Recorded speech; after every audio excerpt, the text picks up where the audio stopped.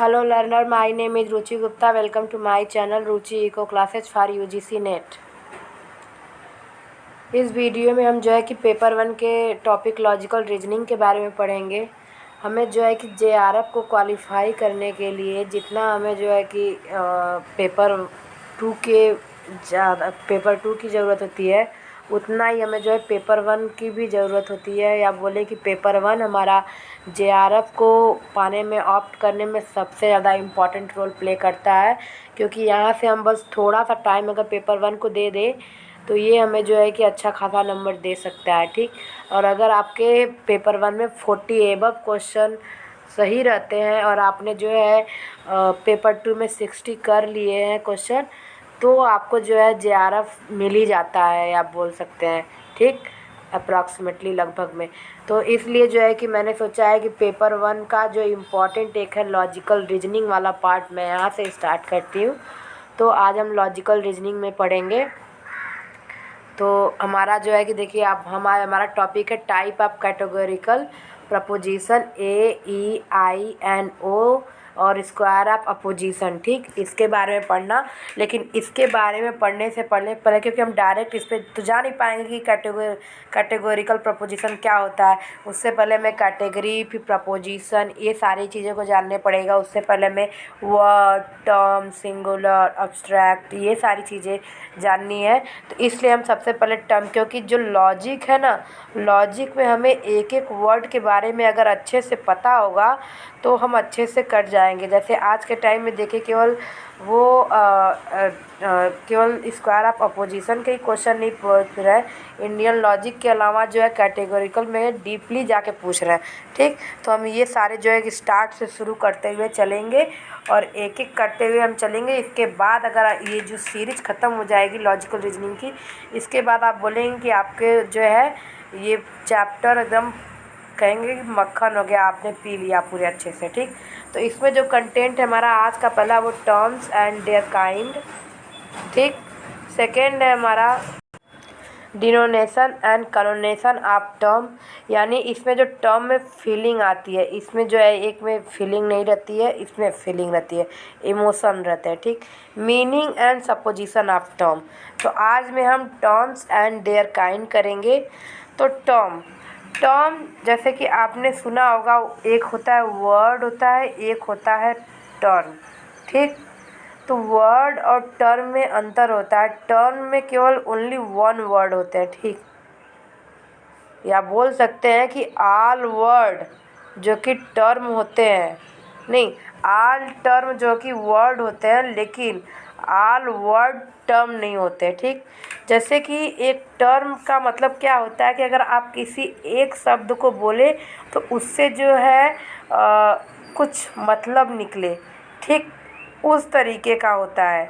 ठीक, जैसे कि आपने अगर सोच लिया, जैसे कि हो गया हमारा मोर्टल, यानी कि मरणशील। तो इससे आपको इस वर्ड से ही एक चीज़ पता चल रही, जैसे कि मरणशील का मतलब कि व्यक्ति मरणशील है। आप मरणशील से वो लाइन आप पता कर लेंगे। जैसे दूसरा एग्जाम्पल हो गया प्लेनेट, अर्थ, ये एक टर्म है। ठीक, वर्ड जैसे कि कुछ भी वर्ड ले लीजिए, ये आपका वर्ड हो गया, या बोल सकते हैं दिस इज अ मैंगो, यहाँ पे जो है कि 4 वर्ड है। ठीक, इस तरीके से।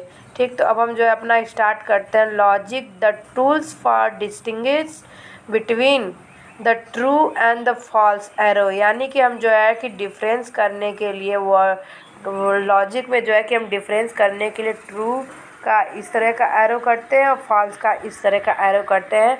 And examine the general form which argument may take and distinguish between valid and invalid argument, यानी कि जो है कि हम जो है जनरल फॉर्म को जो है एग्जामिन करने के लिए हम आर्गुमेंट लेते हैं और उसमें ये देखते हैं कि कौन सा वैलिड आर्गुमेंट है और कौन सा इनवैलिड। यानी आप इसी के देखिए, जैसे मैंने बोला मोर्टल। ठीक, अगर मैं बोलूँ नहीं, ऐसे मैं बोलूँ राम इज अ मोर्टल। ठीक, Ram is a mortal, Ram एक मरणशील व्यक्ति है। तो ये तो सही है, क्योंकि इस दुनिया में जितने भी लोग आए हैं उनको मरना ही है, ठीक। श्याम इज अ मोर्टल, ठीक, ये भी सही है। और अगर मैं बोलूँ all mens are mortal then this is also right, ठीक। तो अगर ये तो हमारा वैलिड आर्गुमेंट हो गया। अब हम इनवैलिड पे चलते हैं। जैसे हम ये बोल दें ऑल गर्ल्स आर फैटी, यानी सारी लड़कियां मोटी हैं। ऐसा हो ही नहीं सकता।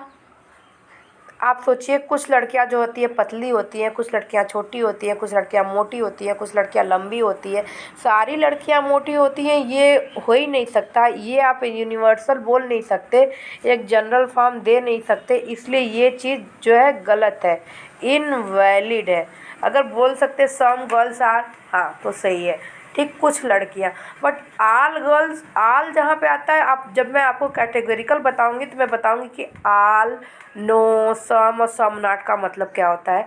यहाँ पे आप देखिए आल गर्ल्स, यानी या आप दूसरा एग्जांपल लीजिए कि आल आल मेन आर वर्किंग, या बोल सकते हैं एम्प्लॉयड, ठीक।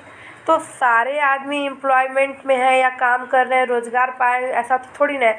कुछ आदमी आलसी हैं, वो घर पे बैठे हुए हैं, कुछ आदमी काम कर रहे हैं, कुछ आदमी जो है बूढ़े हैं, कुछ आदमी बीमार हैं। तो इस तरह हमसे जो है कि ये इनवैलिड हो जाएगा, ठीक।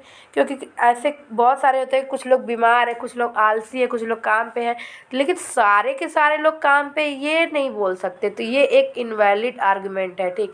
तो हमें जो है कि वैलिड और इनवैलिड इस तरीके के आर्गुमेंट समझ में आ रहा है कि कौन सा आर्गुमेंट है, कौन सा प्रीमाइज है, कौन सा। देखिए यहाँ पे एक चीज़ पूछता है कि आर्गुमेंट क्या होता है, वैलिड होता है या इनवैलिड होता है, या पॉजिटिव होता है, निगेटिव होता है, ट्रू होता है, फॉल्स होता है। इस तरीके से ऑप्शन में दे देगा। जैसे आर्गुमेंट इज लिख दिया, फर्स्ट ऑप्शन हो गया हमारा वैलिड एंड इनवैलिड, सेकेंड हो गया true false, third positive negative, ठीक। फोर्थ हो समझ लीजिए अफर्मेटिव और निगेटिव, इस तरीके से। तो हमारा आर्गुमेंट वैलिड और इनवैलिड होता है, ठीक। एक चीज़ यहाँ से आपको एक इम्पॉर्टेंट क्वेश्चन हो गया। और दूसरा हम यहाँ पे चलते हैं, an argument consist of two sets of statement called premises और प्रीमाइजेज, ठीक। तो जैसे कि मैंने आपको बताया श्याम इज मोर्टल,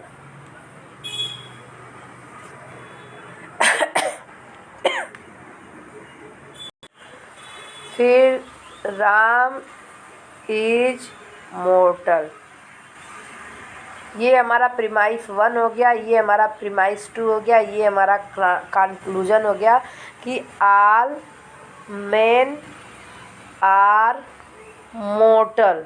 तो श्याम मरणशील व्यक्ति है, राम मरणशील है, तो सभी व्यक्ति मरणशील है, ठीक। ये तो हमारा जो होता है कि आर्गुमेंट जो है एक प्रीमाइजेस, दूसरे प्रीमाइजेस, दो प्रीमाइजेस से बनता है, उसके बाद हम कंक्लूजन निकालते हैं। तो ये वाला भी आर्गुमेंट जो है आप देखेंगे सही है, ये वाला भी सही है कि राम और श्याम दोनों मरणशील व्यक्ति और सारी दुनिया के लोग जो है मरणशील है, ऑल मेंस आर। तो ये हमारा जो है सही हो गया, ठीक। और जो है इसके बाद आप जो है एक चीज़ कि मैं आपको जो है थोड़ा स्लो, क्योंकि मैं डीप पे पढ़ाना चाहती हूँ कि आपको समझ में आए अच्छे से, कि आप अच्छे से कर जाए, ताकि दोबारा ना समझना पड़े। अगर आपको नहीं समझ आए तो अब फिर भी वीडियो देख लीजिएगा। अगर आज ये पूरा नहीं होगा तो मैं नेक्स्ट वीडियो में इसको टाइप को पूरा कराऊंगी, लेकिन मैं सोच रही हूँ मैं अच्छे से डीप में कराऊँ, ठीक। तो the premises are design to support the conclusion, मैंने बताया ना अभी P1 P2 मैंने बताया, प्रीमाइज 1 प्रीमाइज 2 और कंक्लूजन। तो प्रीमाइजेज से जो है कि राम और श्याम से जो है हमने कंक्लूजन को सपोर्ट किया कि ऑल मेंस आर, तो उसी तरह। तो the presence of this complex relation also called inference, inference का मतलब होता है अनुमान, इन्फ्रेंस का मतलब होता है अनुमान, ठीक। तो यानी कि जो ये कॉम्प्लेक्स रिलेशन आया प्रीमाइसेस 1 प्रीमाइसेस 2 और कंक्लूजन, तो इसके और इसके सपोर्ट पे हमने इसको वैलिड बताया। ठीक, तो हमने जो है राम एक मरणशील है, श्याम एक मरणशील है, गीता मरणशील है, इस तरीके से जो है हमने अनुमान लगा कि जब 3 लोग 4 लोग मरणशील है तो सारे लोग ही मरणशील है, ये हमने अनुमान लगाया। ठीक, तो ये यही बोल रहा है कि आल्सो कॉल्ड इन्फ्रेंस, क्योंकि हम अनुमान के थ्रू जा रहे हैं। ठीक, makes a group of statement and argument, यानी इन्फ्रेंस जो बनता है वो ग्रुप्स ऑफ स्टेटमेंट से बनता है, जो कि एक तरह का आर्गुमेंट होता है। और आर्गुमेंट किससे बनता है? प्रीमाइसेस से बनता है। ठीक, आप देखिए जो हमारा प्रीमाइसेस और कंक्लूजन है उसको जो है हम अनुमान के थ्रू सपोर्ट करते हैं, यानी कि हमारे ने अनुमान लगाया यहाँ पे। ठीक, और जो अनुमान है वो आर्गुमेंट से बनता है, group of statement of argument उससे बनता है। और आर्गुमेंट जो है कि आपका प्रीमाइसेस से बनता है। आप देखिए विच आर्गुमेंट में take and distinguish between valid and invalid argument, argument से बनता है। और आर्गुमेंट को जो है हम प्रीमाइसेस से बनाते हैं, तो यहाँ लॉजिक जो है एक दूसरे से जुड़ा हुआ है। ठीक, अब हम यहाँ पे पढ़ते हैं टर्म्स एंड देयर काइंड। ठीक, तो ये हमने आज जो है इंट्रो पार्ट कर लिया। अब इसके जो है नेक्स्ट पार्ट हम जो है टर्म्स एंड देयर काइंड को हम जो है दूसरे पार्ट में पढ़ेंगे, ताकि आपको अच्छे से समझ में आए। ठीक, थैंक यू सो मच। अगर आपको वीडियो पसंद आए तो चैनल को लाइक करें, सब्सक्राइब करें, बेल आइकन को प्रेस करना ना भूलिए, जिससे आपको आने वाले वीडियो की नोटिफिकेशन मिल जाए। Thank you so much.